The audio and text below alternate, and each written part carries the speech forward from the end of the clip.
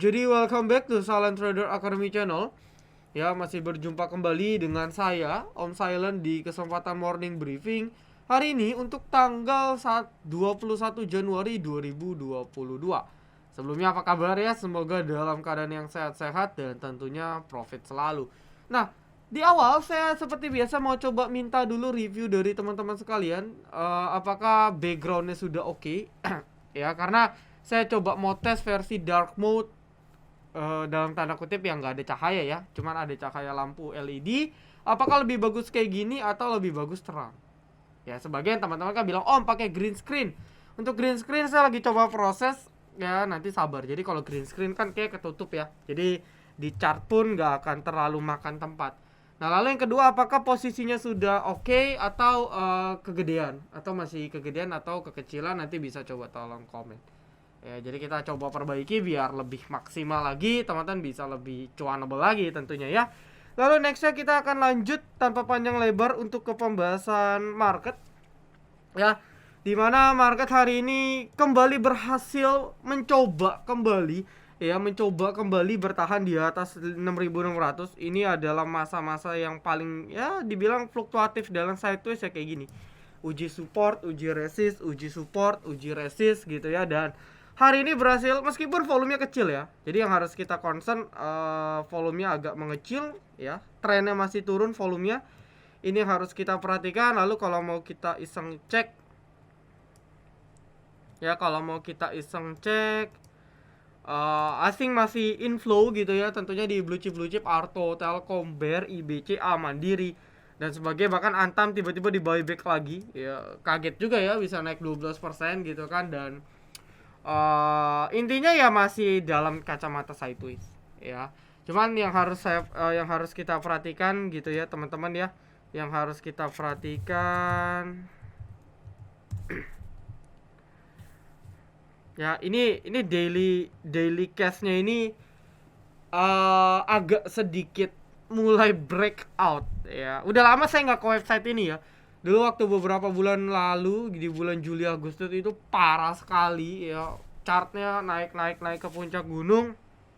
Dan kita coba cek akses data perkembangan konfirmasinya ya.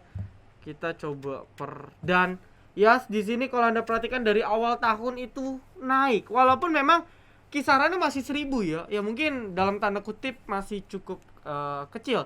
Tapi di sini yang saya perhatikan daily-nya udah mulai uptrend nih.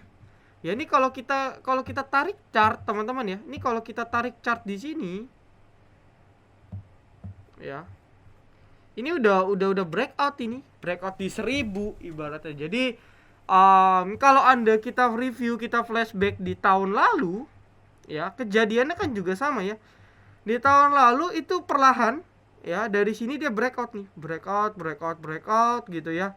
Dan ujung-ujungnya peaknya di sini kan, peaknya di bulan Juni ya. Ini breakout kencang sekali. Nah, yang ditakutkan adalah wave 3. Mungkin wave 3 ini tidak sebesar ini, amit-amit ya. Tapi bukan tidak mungkin daily cash-nya bisa naik berkali-kali lipat ya. Dari biasa 500 bisa naik ke 1.000 aja, itu naik 2 kali lipat. Jadi kebijakan-kebijakan ini, angka-angka yang tercantum di website ini teman-teman ya, ini akan sangat berpengaruh terhadap kebijakan yang akan pemerintah lakukan gitu ya. Jadi tetap harus waspada ya, trading tetap porsinya diatur, apalagi teman-teman pemegang blue chip ya. Kalau bisa tektok untuk sell on strength menurut saya bijak, kecuali memang yang teknikalnya mendukung ya silakan.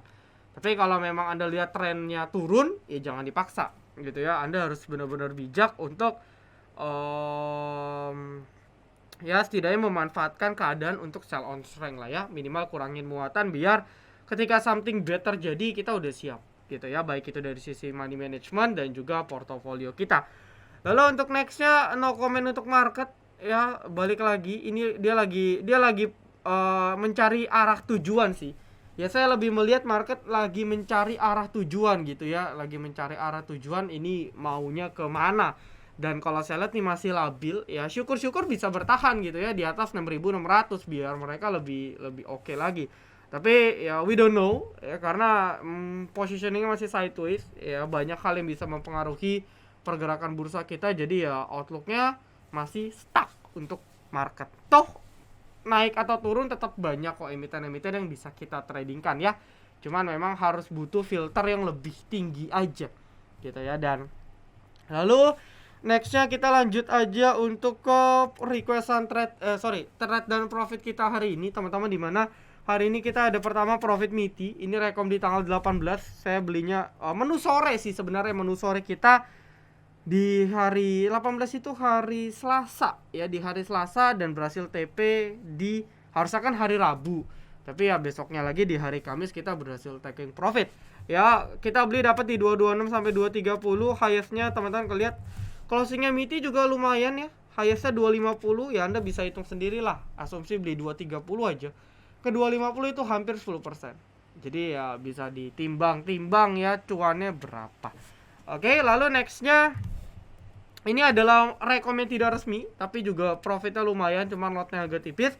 Itu adalah nasi ya. Saya ada dua opsi. Opsi pertama buy on breakout, opsi kedua adalah serok bawah ya. Saya rekom di 11.06, harganya fluktuasi di 400 sampai 410 sampai mendekati sesi 2. Nasi baru digoreng hingga closing 428. Jadi ya kalau asumsi di 410 beli ke 428 430, maka ya profit hampir 5%. Dan ini all time high. Jadi kalau dia nekat, bandarnya itu bisa naik besok cukup lumayan. Cuman ya harus tetap dipantau. Karena seperti yang saya bilang beberapa waktu yang lalu, IPO ini lagi cukup menarik ya. GPSO, OBMD kita berhasil copet, KRMKE, ADMR copet-copet, dan nasi, BSML dan lain sebagainya. Ini lagi menarik banget. Jadi ya kalau kita kelewatan, nggak memanfaatkan, apalagi bagi seorang copeters, ya cukup sayang. Cuman fluktuasinya agak tinggi. Jadi buat teman-teman yang sibuk kerja, saya rasa ya hati-hati deh, karena fluktuasinya bisa tiba-tiba nanti dia dibanting auto reject bawah. Ya jadi teman-teman sekalian benar-benar perlu berhati-hati. Oke, lalu nextnya kita akan lanjut ya. Nextnya kita akan lanjut ke pembahasan berikutnya ya. Lalu cuman dua sih trade dan kita. Paling kayak Toba ya, Toba melanjutkan TP kita. Lalu kayak ada beberapa emiten-emiten lain kayak Third yang kita call trailing stop sempat naik ke 145 ya. Paling yang kayak gitu-gitu sih, sisanya sih nggak ada lagi. Nah lalu buat yang belum download ya, sekali lagi reminder buat yang belum download, kita punya mobile apps di Play Store ataupun di iOS mungkin Februari insya Allah akan launching, doakan saja. Jadi buat yang belum download silakan sign up free, ada kok ya. Teman-teman bisa cek panduannya di Instagram kami atau japri ke staff kami gitu ya. Ada beberapa fitur, ada fitur news juga, jadi teman-teman nggak perlu download aplikasi news lagi. Ada juga aplikasi charting, ada aplikasi bot tentunya buat tonton VVIP, dan ada watchlist gratis setiap harinya yang kita perbarui. Jadi teman-teman ya meskipun keterbatasan dana nih untuk join VVIP, teman-teman masih bisa untuk dapat sekedar rekomendasi watchlist untuk kita pantau di perdagangan besoknya itu melalui apps kami secara gratis. Dan banyak banget beberapa watchlist kita yang jackpot juga gitu ya. Jadi yang mau silakan download, dan tolong bintang 5-nya ya. Jadi review bintang 5 sangat berarti untuk motivasi kami mengembangkan support apps ini ke depannya. Oke. Lalu buat yang mau join VVIP juga silakan ya. Yang mau join VVIP Silent Invest silakan. VVIP Silent Invest akan close regis 31 Januari. Jadi ya kalau mau silakan ya, diversifikasi untuk investasi. Nah lalu untuk win rate nanti saya akan review ya untuk morning briefing hari Senin ya, hari Senin atau hari Selasa ya, karena kan kita trade dan seminggu kita update per minggu. Lalu nextnya kita akan lanjut aja ke pembahasan requestan ya. BBHI. Oke, untuk BBHI dia masih mencari jati diri. Kemarin sesuai prediksi saya dia akan retest gitu ya, dia akan retest di sekitar 6.600 ya, dia akan retest di sekitar 6.600-an. 6.200 sampai 6.400, dan ya ini kalau ngomong jelek dia udah retest arahnya ke bawah. Cuman yang perlu kita saksikan di sini di 5.000 memang range ya. Di range sekitar 5.000-an ini memang ya harusnya cukup psikologis. Jadi ya prediksi saya gitu ya, prediksi saya untuk BBHI sendiri mungkin mentok di 5.000 ya correctionnya. Habis itu mungkin bisa rebound lagi. Jadi kalau mau tunggu dekat-dekat 5.300 ke bawah mungkin oke. Ya, lalu nextnya buka. Buka overall masih downtrend ya. Outlook saya masih sama dan balik lagi technical rebound yang terjadi harus dikonfirm ya, minimal dia harus balik 400. Nah, kalau dia sampai nggak bisa balik ke 400 nih, kalau dia nggak bisa balik ke 400 ya outlooknya akan negatif. Ya, dia akan cuman technical rebound sesaat, sentuh, turun lagi. Nah, ini proses downtrend, naik dikit turun, naik dikit turun, naik dikit turun.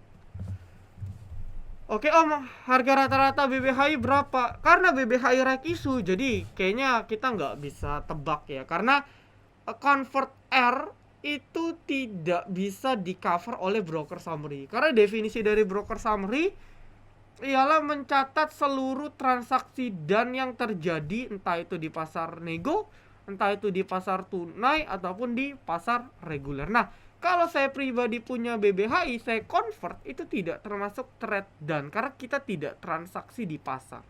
Kita cuma nyiapin modal gitu ya di portofolio. Kayak contoh di Mira Asset ada namanya application of right, saya proses di sana, kepotong, masuk R-nya. R-nya di-convert jadi BBHI. Nah, jadi kalau broker summary ada emiten-emiten right issue sebenarnya tidak terlalu bisa ke-track. Tapi kalau saya review regular marketnya dari awal bulan Januari ini overall masih cenderung distribusi. Ya wajar dong, BBHI naiknya sudah cukup banyak. Jadi kalau mereka mau taking profit sebagian sah-sah saja menurut saya. Ya why not gitu ya, karena nggak ada yang selamanya naik. Jadi ya berproses naik turun itu sangatlah wajar. Oke. Lalu nextnya CPRO. CPRO masih berada dalam downtrendnya, balik lagi ya, bertahan di atas 80 ya, bagus ya. Ini 8081 nggak boleh jebol, kalau jebol agak kurang bagus ya, sama ya.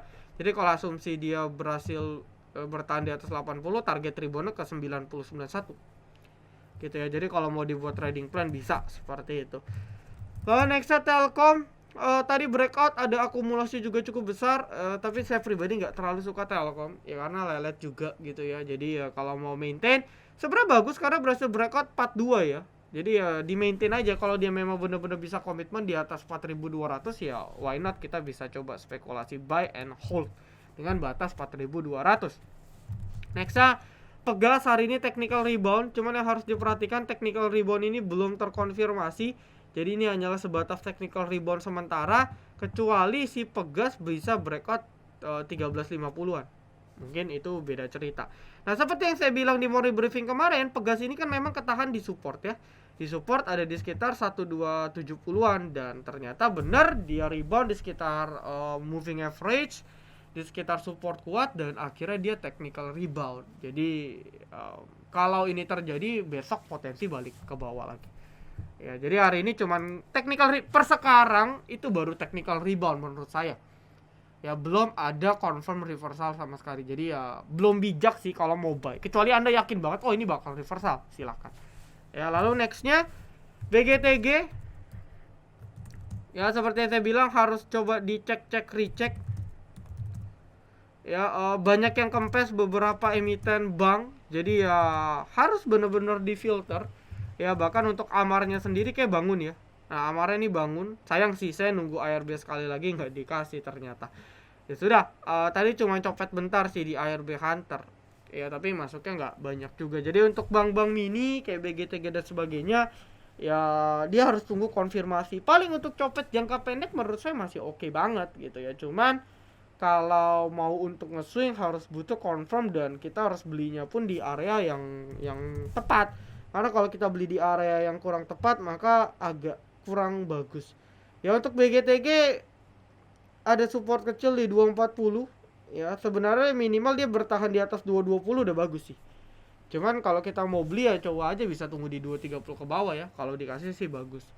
Oke, cuman overall outlooknya ini masih butuh confirmation. Kalau dia ternyata beneran nggak mampu balik dan bertahan minimal di atas 250, 260, maka arahnya bakal ke bawah lagi. Oke. Saya dapat pertanyaan menarik kemarin ya BDW. Om ngomong kayak gini nggak capek pakai topeng? Ya kalau dibilang capek sih lumayan gitu ya, tapi ya it's okay sih ya, buat saya sih nggak masalah.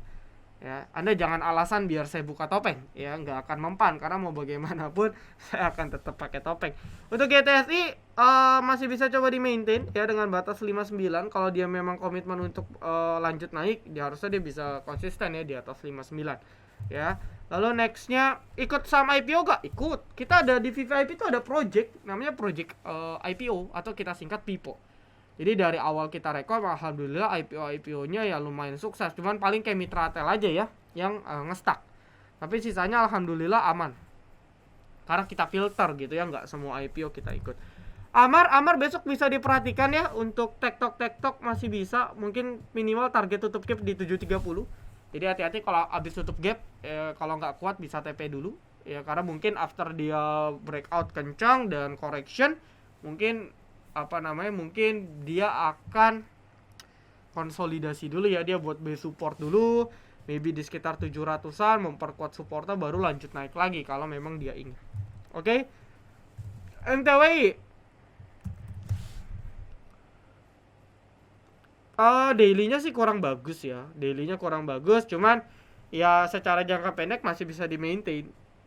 Ya minimal dia harus bisa bertahan di 175 ya. Dimana itu adalah merupakan garis moving average di garis merah. Jadi kalau masih bertahan di atas garis merah ya Anda kalau mau spekulasi silakan. Atau kalau mau support agak penting di sini ada ya. Di 166 168 ini ada support yang cukup penting. Ya ini dua support lah yang bisa dipantau. Kalau mau tunggu bisa aja besok country ARB sekali lagi, saya rasa boleh sih. Ya karena udah cukup low risk ya. Kalau di ARB sekali lagi di sekitar 12 ya, berarti di sekitar 171 ya positioningnya udah cukup di bottom sih. Kalau mau coba beli ARB ya silakan, boleh-boleh aja. Lalu nextnya MDLN. MDLN closingannya doji ya, cukup bagus, cuman yang harus jadi concern juga ya kita harus maintain gitu ya hari ini siapa yang akum dan sebagainya. Cuman overall arahnya masih coba breakout di 91. Ya ini kan dia masih retest ya, 90-91 ini mau di breakout ya. Kalau lihat chart sih minimal harusnya sih potential breakout. Dan kalau saya tarik garis ada potensi ini kayak magnet ya, dia garis potential uji EMA 200. Kalau saya asumsi EMA 200 saya ke sini, maka dalam beberapa chart 1 2 ini potensi uji ke 99 ke 100 ya. Uji EMA 200 nya bisa di atas ini. Ya, jadi kalau asumsi ya dia bisa uji di atas 99 sampai 100. Nah, mungkin ketika nyentuh sini, biasanya di beberapa kasus ketika ada emiten tembus EMA 200, dia cuma nyentuh atau dia seakan-akan breakout tapi besoknya turun lagi. Jadi ya kita harus perhatikan banget, kalau nggak kuat nantinya itu potensial ke bawah. Jadi ya paling sementara targetnya ke atas itu, ya ke sini. Tapi kalau dia nggak kuat dia akan correction lagi. Ya mungkin butuh beberapa retest. Ya ini yang harus kita coba maintain. Tapi per sekarang masih bisa coba dilirik ya. Cuman kita harus cek nanti sore siapa yang akum, siapa yang maintain dan sebagainya. Oke, lalu nextnya ESA. Jangka pendek agak kurang bagus karena nggak bisa bertahan ya. Ini head and shoulders gitu ya, jebol di sekitar 450, sebenarnya indikasi yang sedikit kurang bagus ya. 470 jebol. Arahnya mungkin ke bawah dulu ya. Kalau dia nggak bisa bertahan di atas 430 atau dia buat low baru gitu di 430 ke bawah, maka outlooknya dia potensial ke bawah lagi ya. Potensial outlooknya dia akan downtrend, mungkin uji support di 400an ya. Intinya masih arah ke bawah sih kalau nggak bisa bertahan di atas 430. Film saya udah terakhir udah nggak trading film lagi sih. Cuman ya kunci breakout di sini ya. Anda kalau mau buy on breakout mending tunggu breakout di 950. Karena kalau enggak dia akan kepantul, dia potensi turun dulu sekali lagi. Nah, ini kalau in case dia gagal mantul nih di 950. Ya, ada support di berapa? Kalau saya tarik ada support kecil di sini ya. Atau kalau mau kita bikin garis ini di sekitar 830 sampai 850. Nah, takutnya kalau dia gagal tembus 950 dia potensi uji lagi ke bawah. Nah, ini yang harus coba kita pantau. Ya. Nextnya mari skip, udah jebol. Saya udah bilang waktu dia jebol 420 silakan tinggal. Ya, dan ternyata ya mirip-mirip MPP MLPL waktu itu ya. Cuman hari ini mereka sih rebound. Wajar lah karena udah udah 2 minggu lebih mereka turun. Jadi kalau mereka rebound ya boleh banget ya, teman-teman yang masih pegang bisa manfaatkan untuk sell on strength. Nextnya GPSO. Oh, ARB ya, saya nggak lihat lagi sih, karena saya nggak main GPSO, dan ya wajar sih. Jangan, yang harus kita maintain nanti apakah ARB-nya bisa bertahan di atas ini atau enggak. Ya, di 150-an atau enggak. Karena kalau dia nggak bisa bertahan di atas 150-an, maka ya kurang bagus. Paling kalau mau coba tunggu 1 atau 2 kali ARB lagi, itu bisa coba dipantau. Tapi kalau dia komitmen bertahan di atas 145, 150, saya rasa ada movement dia potensial naik lagi. Karena wajar ya, ketika dia mau breakout, dia mau uptrend, dia harus buat higher high higher low, dan itu wajar. Ya, dia lagi mau buat higher low-nya di sini. Ya semoga sih kuat. Nah, ini yang harus kita pantau beberapa waktu ke depan. MMLP, saham multi-bagger kita di VVAB Silent Invest, tapi kita udah taking profit sih ya. Ketahan gitu di support 480-500 ya. Kalau dia memang history repeat, dia akan uji resist jauh di 600 forcing ya. Jadi kalau kita review ya kayak gini lah ya, dia akan uji lagi ke sini. Overall dia masih sideways ya di 500-600 ya, sideways pendek di 500-600. Boleh spekulasi sih ya, karena positioningnya di support. Lalu nextnya PSKT, closingannya bagus ya, oke lah ya, nggak jelek-jelek banget, di atas 84 bagus ya, maintain aja di atas 84, overall oke. Antam, MTEK, Pegas boleh mulai beli. Antam tunggu stabil di kepala 2, MTEK tunggu stabil di 2. Ya kalau mau beli sih buy on weakness ya, di 1800 gitu ya, TP di 1900, 2000 ya. Lalu kalau untuk Pegas